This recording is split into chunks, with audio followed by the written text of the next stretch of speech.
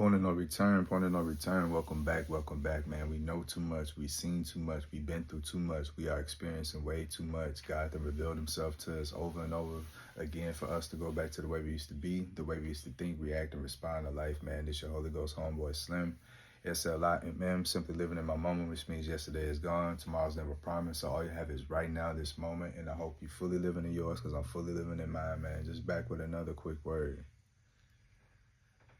You were born to fly, bro. Know how I know? Because you earned your wings, right? So God is giving you access and permission, and he's giving you a way and a will to really live the life that you truly have manifested, desired, and deserve. And now you're about to receive all your heart's desires, man.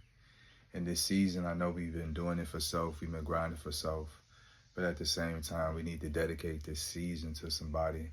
And when you get to accomplishing these things and really taking off, because you're on a runway, you're on a launch pad, so you're just waiting for the all clear so you can hit the gas, you feel me, and then really take off and really spread your wings and move about and really spread this message and bring this light and love to as many people, places as you can. But in this case, man, I'm dedicating this season to moms, man. Like, my mama been a nurse for over, 21, 22 years. So mostly all my life she's been in school or working in the medical field, right? But she's done the most difficult types of nursing, and she's done nursing everywhere from emergency rooms, cancer floors with the babies, psych. And that's what she truly specializes in, psych and emergency type of situations. And she's cold, man. My mama taught me how to draw blood over the phone. Like, I was a tech in the emergency room and doing psych as well. And we was in two different states, and part of my job being a tech in emergency triage psych room was learning how to draw blood. And people were telling me and they were explaining to me, but not really in the depth that I wanted to. So I literally called my mama, and over the phone, she instructed me how to draw blood. And I'm telling you, I visualized what she was saying as she was speaking, and I was seeing step by step how she was guiding me. And when I went to draw blood, I was so comfortable doing it because she schooled me and she did such a great job giving me the imagery, the details, the wisdom. And you can tell she's talking from experience because everything she said was right on point, right on the money, and it helped me so much. But with saying that, she's done so much for other people. She done so much for businesses, for hospitals, for the organization that she's with. But I want her to have an opportunity to do for herself, right? So I want her to have a chance to just do what she want to do. Like, you ain't got to work, you ain't got to be on the floor, because you got to think, man, these places are getting dangerous. These people are getting dangerous. The patients are not the same. The mental illnesses, the drug addictions, the demons that people fight are intensified, and people don't have morals or values. They don't see limits and boundaries. When people want to go off and when they want to crash out, they don't care who they hurt. They don't care who they aim their anger or aggression in. They don't care who they aim their delusion or take out their sadness or their pain on in that moment. So I don't want my mom to continue to be in these situations to where she's exposed to dangers. So you got to work hard in order to fly, in order to soar, to bring other people with you, to give other people that same type of freedom and that same opportunity to live the life that they desire, that they deserve. Because everybody got their own version of happiness and peace. Everybody has their own plan. Everybody has their own purpose. Everybody has their own promise that God has made. So when we trying to do things, we trying to pull people in our dream, in our world, they may not be meant for them. They may not be what they want to do, but what we can do is assist them in having the life that they see for themselves. You know what I'm saying? And we got to continue to just be extra cool, extra calm, extra collected, bro, because there's a lot that's going on. It's a lot that's attacking. It's a lot that goes on in the unseen realms that you can feel, that you can see, that you can sense, that you can see stirring about, that's trying to get your attention, trying to get your mind, trying to get your focus to be elsewhere other than what God has already promised and showed you. He's already given you. He's already blessed you in the spirit. So now we just birthing this this dream out. We birthing this manifestation and this desire out, and we about to live it and be it and walk it and talk it and experience it in real time. And it's gonna be better than ever, because as you see what God has for you, you've been able to be calm and be still and really just allow things to settle and happen in its due time. You're not rushing. You don't feel behind. You don't feel like you're being sped up. You respect the process and you appreciate the process because you know what's coming next. So it's like you're taking this time to really just prepare yourself for the transition, for the shift, to be in a different tax bracket, to be in a different position and stature in life, but saying at the same time maintaining your same walk with God and your faith even being bigger and greater, because you're living the promise that God is showing you. So you have choices, but it's like if God is constantly giving you a word and then he brings it to you in real time every time, how can you not be more trusting? How can you not be more giving? How can you not be more surrendering? How can you not praise and worship? How can you not say thank you? Even when it is bad, bro, we got to count it all as joy. Even when you aggravated, when you frustrated, when you disappointed, when you angry, you still got to carry yourself at a certain way and be appropriate. And you want to make sure that your reaction and response is symmetrical to whatever triggered you, good, bad, or indifferent. You don't want to, go off on the deep end or go to another level unless you have to. And when those times that you have to is justified, it's warranted, it's needed, believe it or not. A lot of people try to avoid confrontation and friction, but you have to bring things to the forefront, because if you ignore things and things is going on, things are being said, things are being done, and you ignore it, then things get worse. Then you can't be at peace. You know what I'm saying? You can't sleep. Other people sleep. You know what I'm saying? You worried. Other people not worried. So it's like you got to do things the right way in order to maintain that peace beyond understanding. So even when you at these moments of discomfort, you still able to move on and be progressive and be productive and be in the here and the now and recognize where your feet at, so you can be present and not miss out on anything. We used to have our days when we had our moments and when we just used to check out. And if you feel me, we had to, because it's like people bring you to a level that they can't meet or exceed, and then they steady pump faking, and it's like, nah, bro, like I'm really with it, bro. And when you see people not really with it, it's turning you up for no reason. So you got to find a way to displace that energy and be able to get it out. And sometimes the only thing you can do is turn yourself off, because no matter what you do, no matter where you go, no matter who you with, you always thinking about that thing that triggered you, because it's unsettled, it was unresolved. And then you gotta have a finality. You gotta have a moment like, nah, this is why, or this is what, or you gotta check the temperature to see what's going on. And after that, now you could be cool. Now you could relax and you can be more yourself. You feel me? So it's a whole process to where people aggravate you and they agitate you. And remember, it's transference. There's a lot of negative people out here. It's a lot of low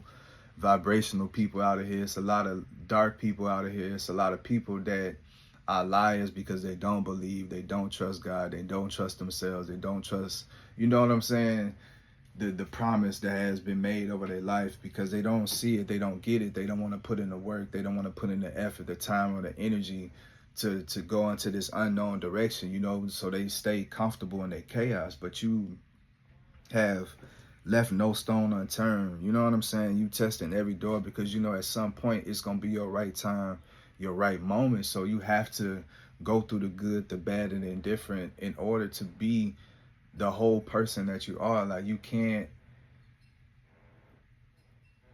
ignore the truth. You can't ignore reality.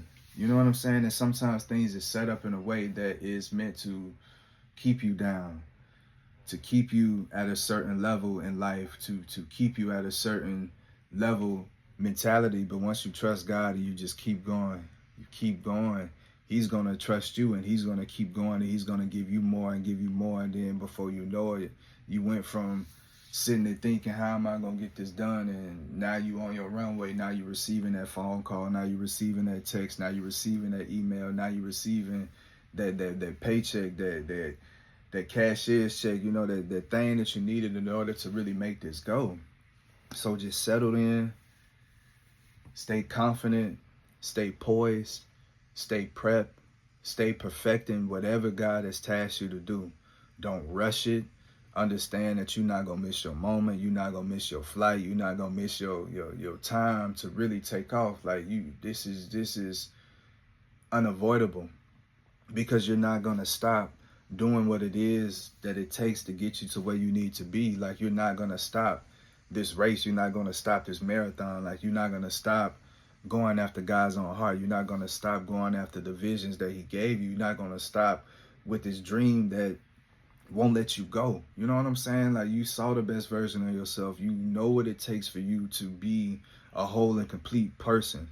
You know what it takes to give you your peace. You know what it takes to give you your joy, your happiness. You know who you need in your life and who you don't. You know when the enemy is coming. You know when God is, you know what I'm saying? Like you really in tune. So take all these things as confirmation and validation that whatever you've been praying for, whatever you've been asking for, God is doing it for you. He's answering it for you.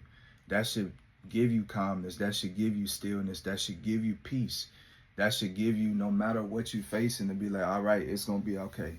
It's just a matter of time before it's my moment. So you just got to keep marching, moving and stepping in the right direction, and just continue to stand on righteous ground. Continue to fight the good fight, you know what I'm saying? The hard fight, which is that fight that's within. Like continue to doubt your doubts, continue to defer to God when you know that negativity is attacking, when you know that anxiety is trying to creep in, when you know that doubt is trying to come this way, when all these things is trying to stir up and trying to get you to believe a lie and go back to being in the matrix. Nah, you got to fight that and rebuke it and just give it to God, because it's a lot of projection. It's a lot of negative energy being sent your way, because people are really going through it. People are really going through it, and these people are attached to you. Why? Because these were the people that did something wrong to you. These were the people that went out their way in order to hurt you and didn't have regard for you, your wife, your kids, these type of things. They didn't care where you live, how you live. They didn't care if you was locked up. They didn't care if you was okay. They didn't care if you was right. They didn't, none of that, man. It was just a lot of hateful people in high positions that flex their muscle in for a period of time. It seems that they temporarily won, but their energy come back. So the energy has been returned. So they've been receiving a lot of judgment, and they associate that and attach that with you. And again, instead of saying, I'm responsible, I'm accountable, I did things and I need to be forgiven, you know, like we all got to do. We all got to repent. We all got to go back to God and ask Him to clean us and make us better and forgive us for our sins. But it's a lot of people that think that what they do, the wrong that they do, is right. You feel me? And you can't tell them no different, because it's like they justify it, they minimize it, because they feel like this is how I get to this place to this place. You do how you do and I do how I do. You know what I'm saying? It's one of them things. But nah, man, there's a right way and a wrong way to do things. There's a righteous way and there's a evil way to really do things, bro. And it's really being a season of separation where God is really just sorting out the good from the bad. And really we sorting ourselves out, because we can't stand being around somebody that's not in the right spirit, that's not in tune. You feel me? We can't stand somebody who's trying to pull us down or pull us back to a place that we have already conquered, overcame, and moved past. Like we own to see the signs, the wonders, the miracles, the things that only God could do and only God could provide. So just keep going, bro. But yeah. Like He really doing it for you, bro. And it's because like you meant to fly, you're meant to soar, you meant to reach these high places, because you're not going to lose God as you climb higher and higher, as you achieve, as you ascend. Like you just going to bring God everywhere, like, and you going to clean close, because it's a lonely road.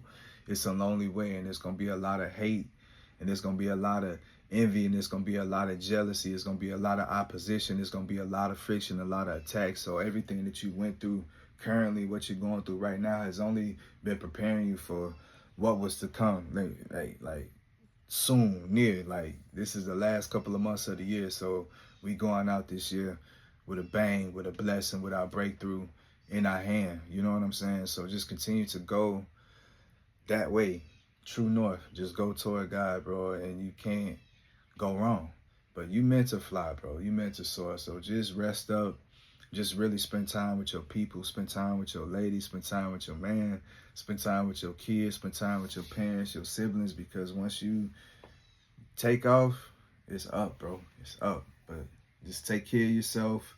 Take care of your mind. Take care of your spirit. Take care of your relationship with God. Take care of your relationship with others, bro. Just respect yourself and respect life, bro, and respect others at all times. And at the same time, don't ever stand for no disrespect. Till next time, Slim.